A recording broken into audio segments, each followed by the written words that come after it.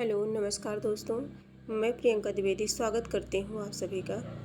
हम सभी हिंदी साहित्य का इतिहास में जो आदिकाल पाठ है उसी की प्रैक्टिस सेट कर रहे हैं। उन प्रश्नों को कर रहे हैं जो बार बार परीक्षा में पूछे जाते हैं और जिनकी आने की संभावना है। तो प्रतिदिन हम लोग ये क्लास करते हैं। उसी क्रम में आज ये अगली क्लास है। ये प्रैक्टिस सेट 10 है और इसमें प्रश्न नंबर 51 है, 51 से है। पहला प्रश्न है हमारा 51 नंबर पे जो प्रश्न है वो है, लल्लू लाल जी का सर्वाधिक प्रसिद्ध ग्रंथ है। लल्लू लाल जी का सर्वाधिक प्रसिद्ध ग्रंथ है। ऑप्शन ए शकुंतला नाटक, option B Prem Sagar, option C सिंहासन बत्तीसी, ऑप्शन डी बैताल पच्चीसी। तो लल्लू लाल जी का जो सर्वाधिक प्रसिद्ध ग्रंथ है वो हमारा राइट आंसर हो जाएगा प्रेम सागर। लल्लू लाल की क्या है रचना? प्रेम सागर है, ठीक है, जो बहुत ही प्रसिद्ध है। प्रश्न नंबर 52 है, सदल मिस्र की भाषा की विशेषता है। सरल नहीं है, सॉरी क्षमा चाहूँगी मैं, सदल मिस्र है। क्या है? सदल मिस्र है। ये सरल नहीं सदल है। सदल मिस्र की भाषा की विशेषता है। ऑप्शन ए है पूर्वीपन, ऑप्शन बी है उर्दू की प्रमुखता, ऑप्शन सी है सहज एवं प्रवाहमयी भाषा, ऑप्शन डी है किस्सा गोई। तो इसका राइट आंसर हो जाएगा पूर्वीपन। सदल मिस्र की भाषा की जो विशेषता है वो क्या है? पूर्वीपन है। राइट आंसर ए हो जाएगा। अगला प्रश्न है 53 नंबर पे, कलकत्ता में स्थापित फोर्ट विलियम कॉलेज के संस्थापक थे। कलकत्ता में स्थापित फोर्ट विलियम कॉलेज के संस्थापक थे। तो ऑप्शन ए है जॉन गिलक्राइस्ट, ऑप्शन बी है सदल मिस्र, ऑप्शन सी है राजा शिवप्रसाद सितारे हिंद, ऑप्शन डी है रविंद्रनाथ टैगोर।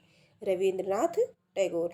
तो इसका जो राइट आंसर हो जाएगा वो हो जाएगा John Gill Christ. John Gill Christ. तो राइट आंसर 1 हो जाएगा, जॉन गिल क्राइस्ट। क्राइस्ट, ठीक, जॉन गिल क्राइस्ट, इस तरह से सही राइट माना जाएगा।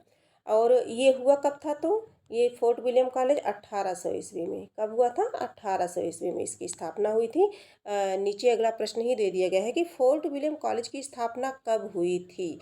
तो ऑप्शन ए है सन 1800 ईस्वी में, ऑप्शन बी है 1857 ईस्वी में, ऑप्शन सी है सन 1885 ईस्वी में, ऑप्शन डी है 1900 ईस्वी में।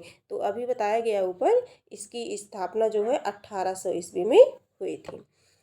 प्रश्न नंबर 55 है, सुख सागर की रचना किसने की? सुख सागर की रचना किसने की? ऑप्शन एक है सदल मिस्र, ऑप्शन बी है लल्लू लाल, ऑप्शन सी है इंसा अल्लाह खां, ऑप्शन डी है सदा सुख लाल। तो प्रश्न है हमारा, सुख सागर की रचना किसने की? तो सुख सागर की रचना सदा सुख लाल, सुख सागर की रचना किसने की है? सदा सुख लाल ने। तो सदा सुख लाल हमारा राइट आंसर डी हो जाएगा, ठीक है। इंसा अल्लाह खां की है रानी केतकी की कहानी। अगला प्रश्न है प्रश्न नंबर 56 है, सिद्धों का प्रथम कवि कौन है? तो सिद्धों का प्रथम कवि कौन है? ऑप्शन ए है सरहपा, ऑप्शन बी है कण्हपा, ऑप्शन डी है गुंडीरीपा, ऑप्शन बी सी है सी है गुंडरीपा, ऑप्शन डी है शेरपा। तो हमारा राइट आंसर हो जाएगा सिद्धों का प्रथम कवि कौन है? सरहपा है। सिद्धों की संख्या कितनी है? 84। सिद्धों की संख्या 84। और अगला प्रश्न है, हजारी प्रसाद द्विवेदी ने अपभ्रंश को क्या कहा है? हजारी प्रसाद द्विवेदी ने अपभ्रंश को क्या कहा है? तो पुरानी Hindi option A, option B प्रकृताभास अपभ्रंश, ऑप्शन सी साहित्यिक अपभ्रंश, ऑप्शन डी परिनिष्ठित अपभ्रंश। तो क्या कहा है किसने?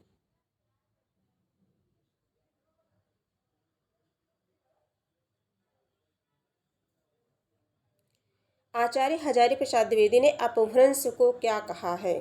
पुरानी Hindi, option A, option B प्रकृताभास हिंदी, ऑप्शन सी साहित्यिक अपभ्रंश, ऑप्शन डी परिनिष्ठित अपभ्रंश। किसकी बात पूछी जा रही है? आचार्य हजारी प्रसाद द्विवेदी। तो आचार्य हजारी प्रसाद द्विवेदी ने क्या बताया है? पुरानी हिंदी। क्या कहा है? पुरानी हिंदी कहा है। आचार्य हजारी प्रसाद द्विवेदी जो है अपभ्रंश के बढ़ाव को कुछ लोग जो है उत्तरकालीन अपभ्रंश कहते हैं और कुछ लोग क्या कहते हैं? पुरानी हिंदी कहते हैं। ये कथन किसका है? आचार्य हजारी प्रसाद द्विवेदी का। और ये जो प्रकृताभास है, प्रकृताभास, ठीक है, ये जो प्रकृताभास है इसको किसने कहा है? इसको रामचंद्र शुक्ल ने कहा है। पुरानी हिंदी को प्रकृताभास हिंदी या अपभ्रंश कहा है। किसने? आचार्य शुक्ल ने कहा है। पुरानी हिंदी या प्रकृताभास, पुरानी हिंदी को जो है प्रकृताभास हिंदी या अपभ्रंश कहा है। किसने? आचार्य शुक्ल ने कहा है। और इसका राइट आंसर हो जाएगा ए। इसका राइट आंसर हो जाएगा ए। प्रकृताभास हिंदी से आशय है। Option A Hindi, option B Prakrit, option C Pali, option D अपभ्रंश।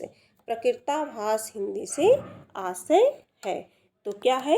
अपभ्रंश है। प्रकृताभास हिंदी यानी कि अपभ्रंश है, अपभ्रंश है। इसका आशय क्या है? अपभ्रंश है। तो हमारा राइट आंसर हो जाएगा डी। सिद्धों की संख्या कितनी मानी गई है? कितनी मानी गई है? संख्या कितनी मानी गई है? Option A 84, option B 65, option C 72, option D 66। तो सिद्धों की संख्या जो मानी गई है वो कितनी मानी गई है? 84 मानी गई है। सिद्धों की संख्या 84 मानी गई है। राइट आंसर ए हो जाएगा। राजमती से रूठ कर बीसलदेव कहाँ गया था? राजमती से रूठ करके बीसलदेव कहाँ गया था? Option A Karnataka, option B है उड़ीसा, ऑप्शन सी है तमिलनाडु, ऑप्शन डी है आंध्र प्रदेश। तो राजमती से रूठ कर बीसलदेव कहाँ गए थे? तो उड़ीसा गए थे।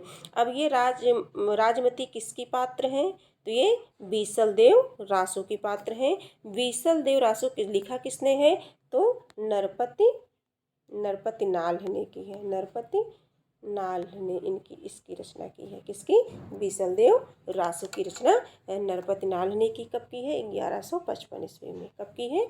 1155 ईस्वी में की है। और ये आदिकाल की श्रेष्ठ रचना मानी जाती है। आदिकाल की श्रेष्ठ रचना है। कौन सी है? बीसलदेव रासो। किसकी है?